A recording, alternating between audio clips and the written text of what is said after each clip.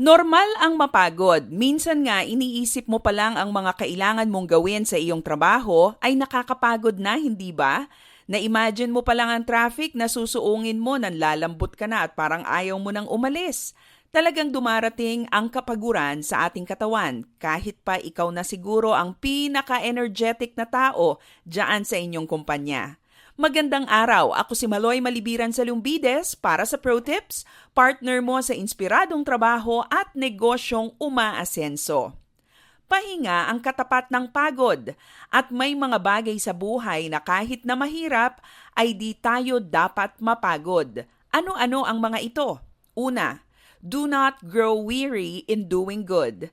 Ang sabi sa Galatians chapter 6 verse 9, let us not become weary in doing good. For at the proper time, we will reap a harvest if we do not give up.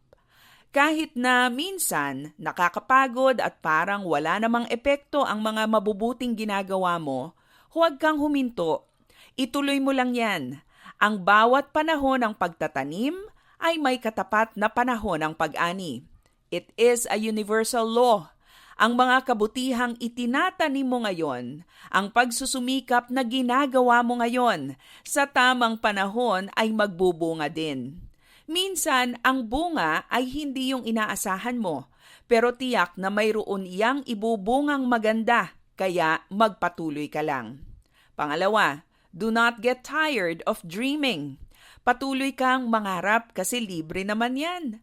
Let your dreams fuel you to do your best every day. Maraming negosyo ang nagsimula sa pangarap na sinabayan ng tiyaga, sipag at pagpupursige. Ilan na nga ba sa mga pangarap mo ang naabot at nahahawakan mo na ngayon?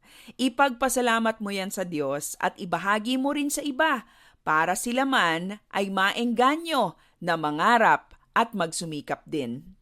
Sa tuwing makararamdam ka ng pagod, ipahinga o itulog mo iyan. Pero huwag kang mapapagod na umasa, mangarap at gumawa ng mabuti. Para sa Pro Tips, ako si Maloy Malibiran sa Lumbides.